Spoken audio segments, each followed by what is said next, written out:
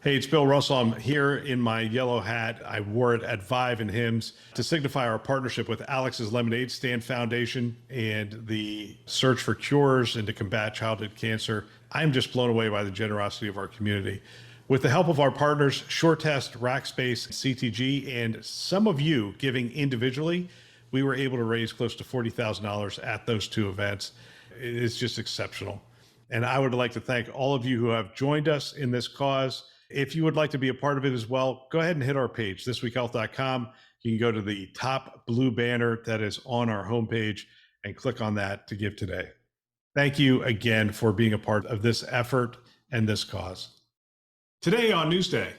The problem is really hard. As you fan out, the vulnerability surface gets larger and more porous, and it's easier to get it through. One of your vendors could be an attack point.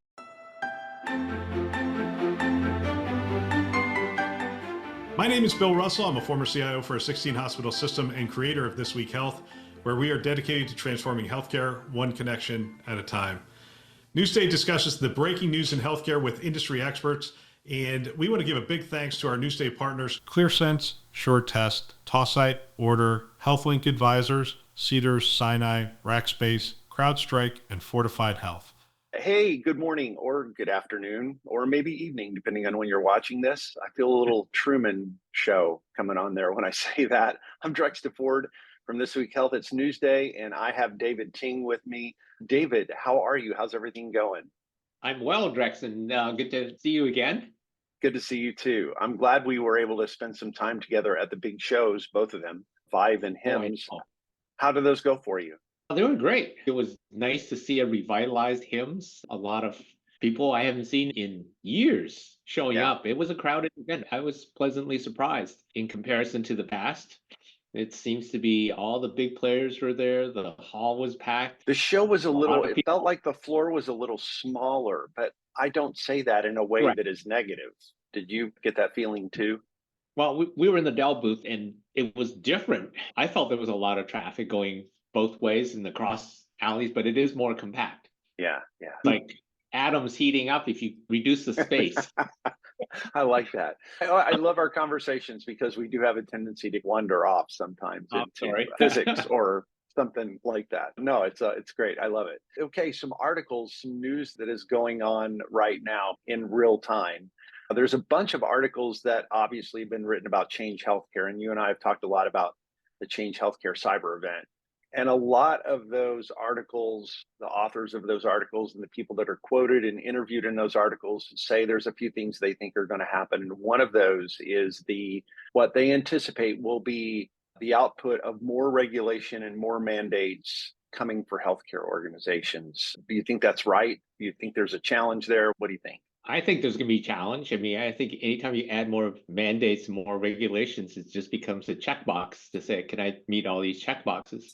We know securing IT organizations is difficult and impossible at best. There's just so many endpoints, so many pieces of data, so many disparate systems, so many partners. When I was on the cybersecurity task force, one of the government agencies said, hey, we thought it was similar to finance and similar to the other securities, some of the other regulated sectors. Then we realized how hyper-connected healthcare really is. You're not just like self-enclosed infrastructure.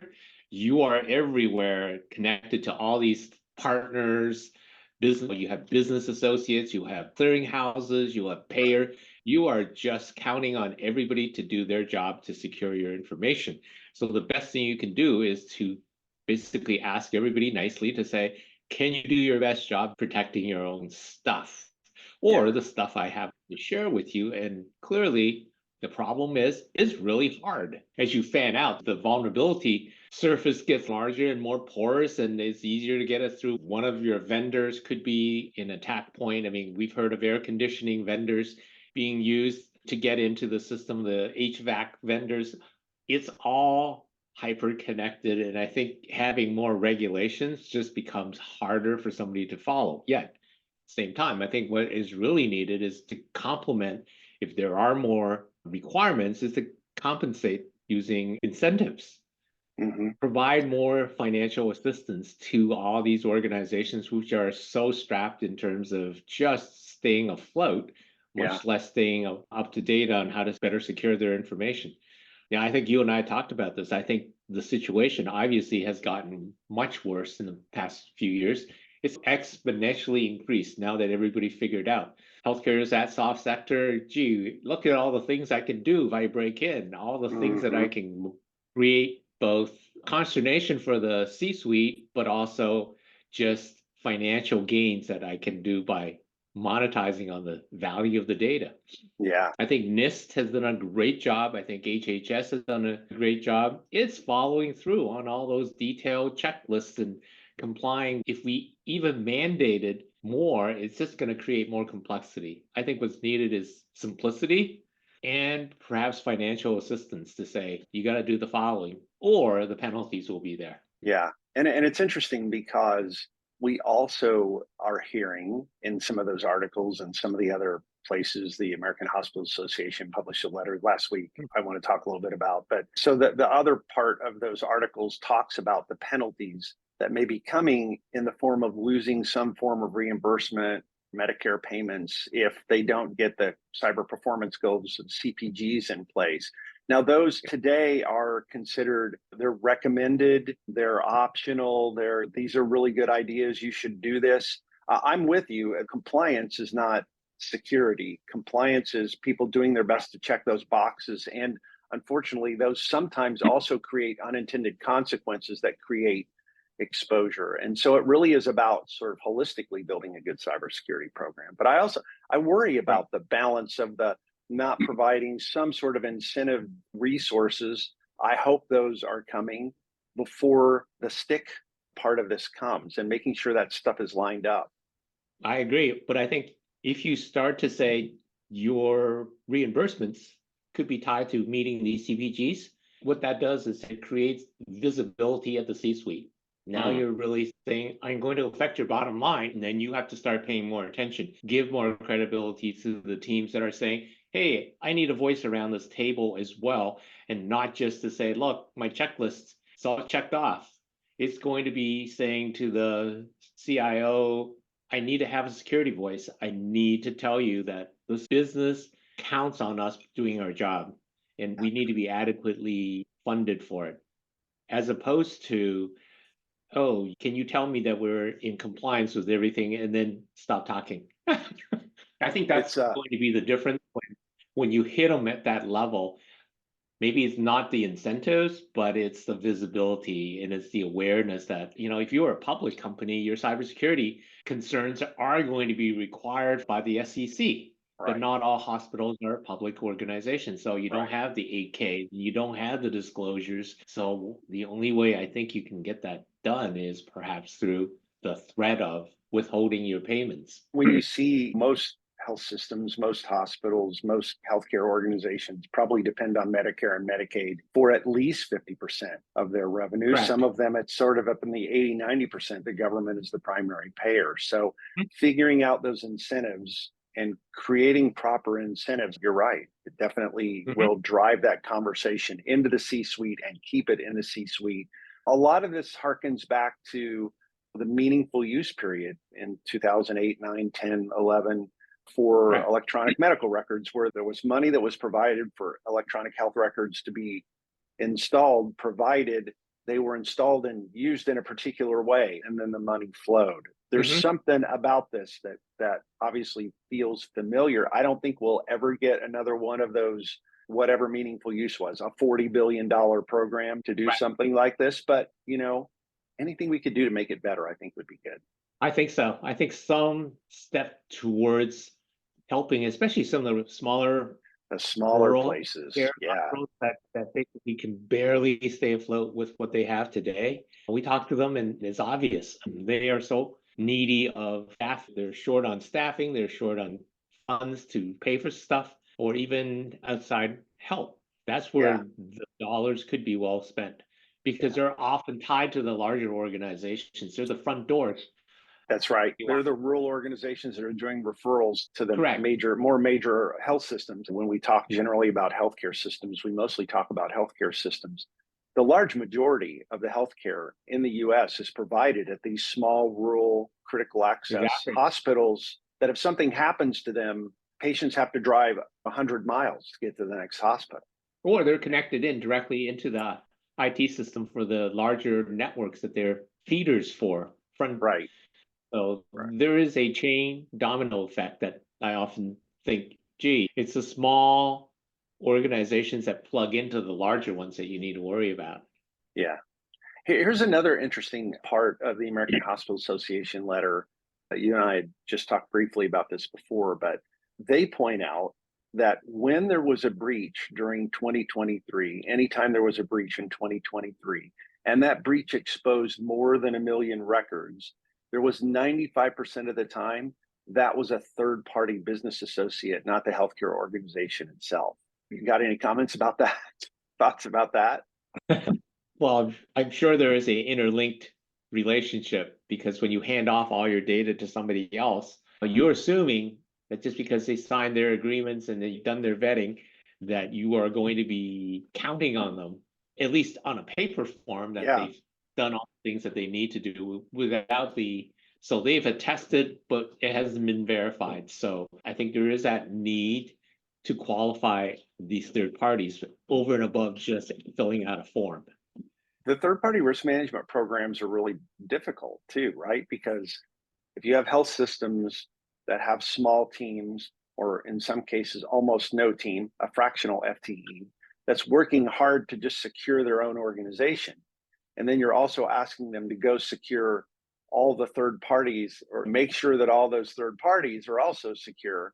I mean, it feels like an overwhelming task. And they're all dependent, because where do you stop and how do you do that? And I think there has to be a better mechanism to do that. And we've been always pushing that it's got to be more than just an audit, a survey. You need to be validating them with real data, real ground truth, collecting that and verifying that, hey, I've done all the things that I need to do to secure your data. I've patched everything, that I have encryption on everything, that I have procedures, I have backups.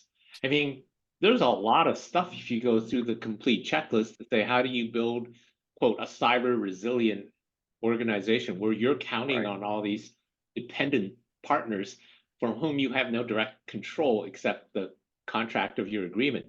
The other thing too is that even when they sign off on whatever the checklist is or the thing that you send them, it's just a moment in time, right? Because as we all see in our own health systems and in our own organizations, there are new patches every day. They're super urgent. You have to get them installed right away, or something bad could happen.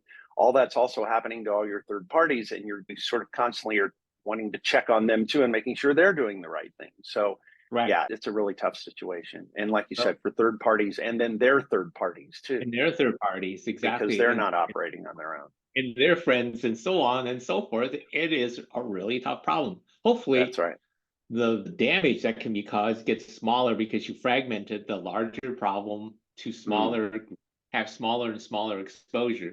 In the world where it's not a matter of if, it's a matter of when, the only thing you can count on is you perhaps segmented or broken down the problem into smaller and smaller chunks so that you can tolerate smaller losses. Right. And it turns out that when you report to the Health and Human Services Wall of Shame, the breach portal, even when a business associate is the one that's breached, you're the one that still has to report. Reputational damage still winds up flowing to the health system, right? Right. Yeah, exactly. That's where I feel the CIO's job in healthcare is incredibly difficult, because you have so many places where you're counting on them to do their job. But at the end of the day, you're the accountable individual. And I used to always ask CIOs, how do you sleep at night? How do you plan a career when everything could change in a moment?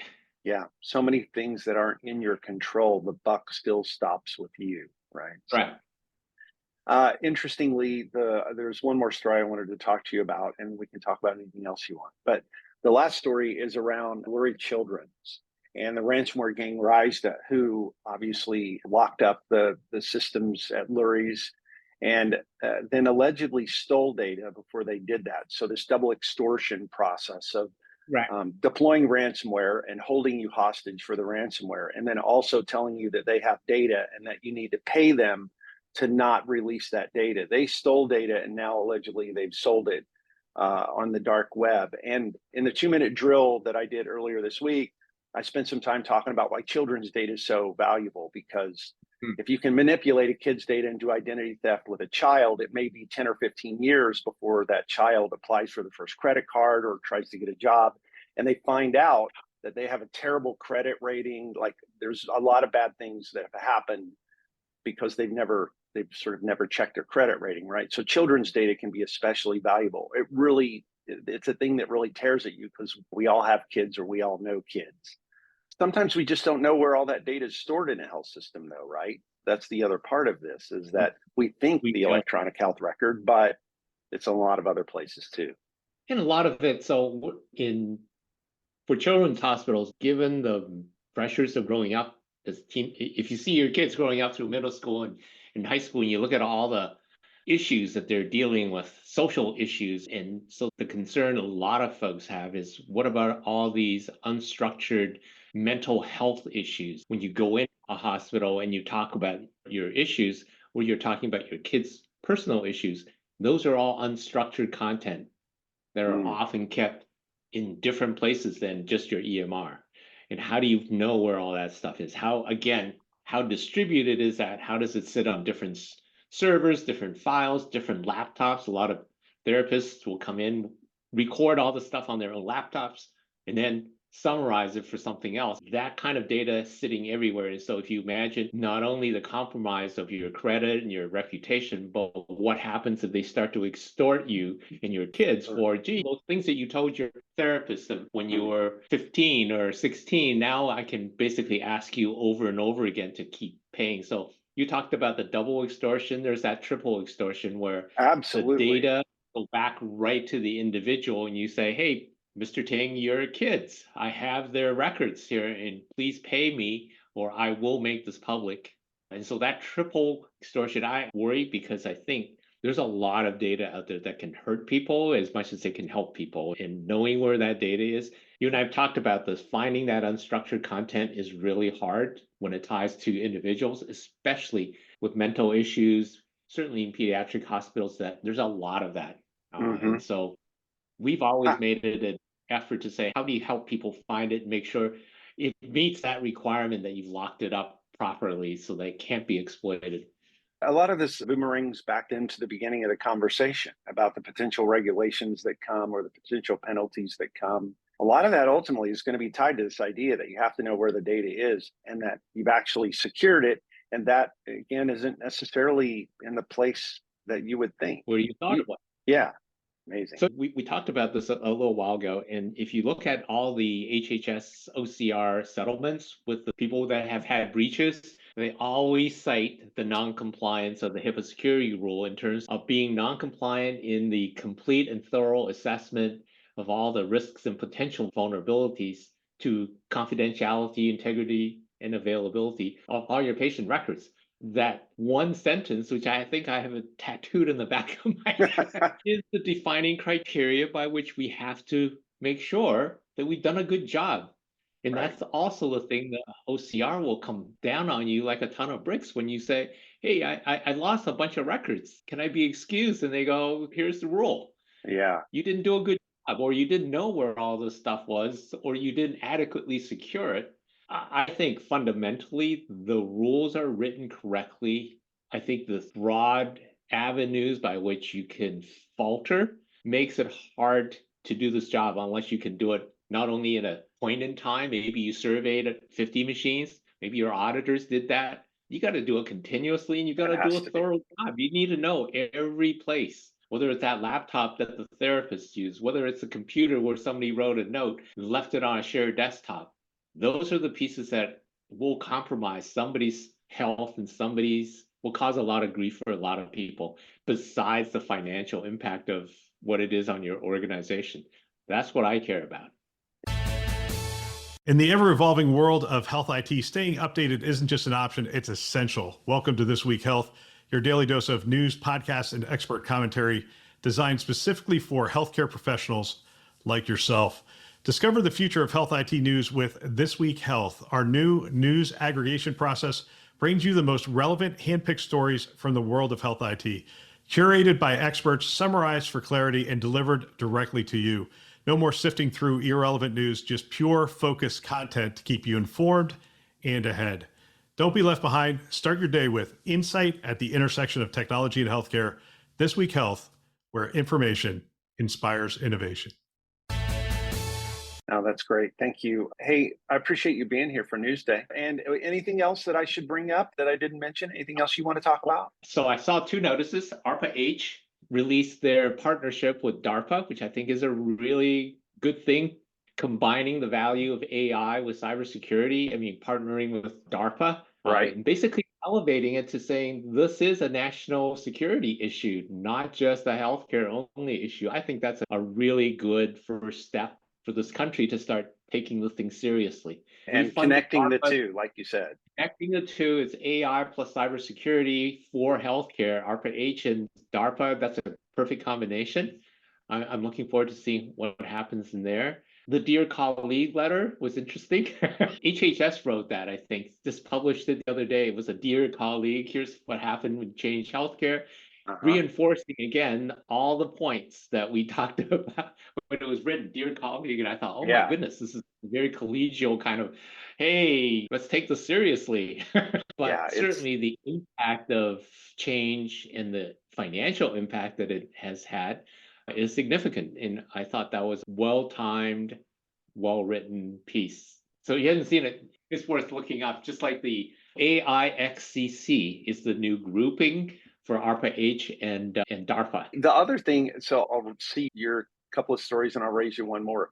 The NVIDIA conference was this week, their sort of big user conference, and they announced a bunch of partnerships with everyone. It's amazing how it feels like everything is going, because of AI, largely driven by AI and AI, Gen AI capabilities, everything is going to be powered by an NVIDIA chip.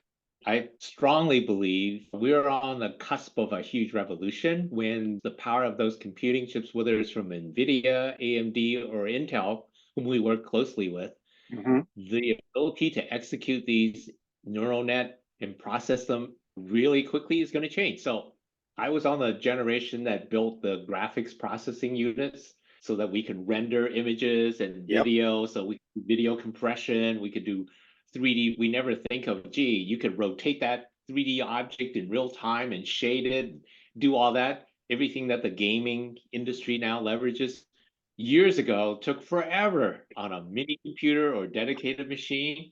And then came the chips, the GPU chip. You had an off-chip processor, right? Yeah. We don't even think about it now. Same thing's going to happen, and I'm seeing the same transition from running neural nets on general purpose CPUs like the Intel or RISC machines to these purpose-built extension instructions that these CPU manufacturers have, to the purpose-built AI machines that NVIDIA and a whole slew of ASICs that are coming out from neural net engines that are going to be powering everything. And I think we're going to change a lot of how we program, the traditional how we program things, into basically saying, here's a language model that will understand how to effect what the output of your software product used to be. We today systematically write decision trees. It will become a neural net. That's right. You're going to have an AI assistant who you're going to just tell them what you want, and that's going to, then they'll figure that out. Why do I need the computer machines to execute every line that a team of programmers wrote? I can just have the neural net learn by, hey, here's my specification. Here are all the end conditions. Go and figure out that glob in the middle that will do the state machine. See, this is why I love talking to you. I can tell this whole thing, we could go on for another hour now. We could go for another hour. No, I think there's so much entropy in what you can encapsulate into a language model. Language model being anything that can represent knowledge, basically. We today do it by hand-to-hand combat, writing lines of logic and then building graphs and building state machines. That's all old school. It's like the crafting assembler language programs, and then a compiler come by and say, look, you can start to express the problem at a much higher level. AI is going to change all. That's amazing. Oh, man, that's actually going to be the final word. David Ting, thank you so much for being on Newsday. I appreciate it. Rex, pleasure me talking to you as always. care. Thanks for listening to Newsday. There's a lot happening in our industry, and while Newsday covers interesting stuff, another way to stay informed is by subscribing to our daily insights email, which delivers expertly curated health IT news straight to your inbox. Sign up at thisweekhealth.com/news. Big thanks to our Newsday sponsors and partners: ClearSense, SureTest, TossSite, Order, HealthLink Advisors, Cedars Sinai, Rackspace, CrowdStrike, and Fortified Health. You can learn more about these great partners at thisweekhealth.com/partners. Thanks for listening. That's all for now.